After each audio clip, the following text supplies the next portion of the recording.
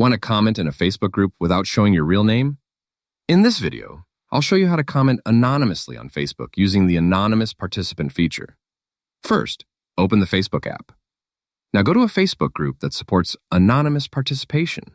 Keep in mind, this feature is only available in certain groups where admins have enabled anonymous posting and commenting.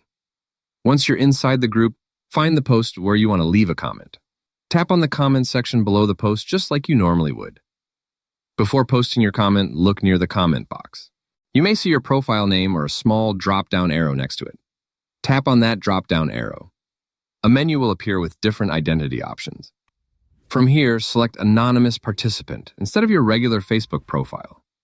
Now type your comment in the text box. Once you're done, tap the Send or Post button. Your comment will now appear anonymously inside the group, which means other members will not see your real profile name attached to the comment.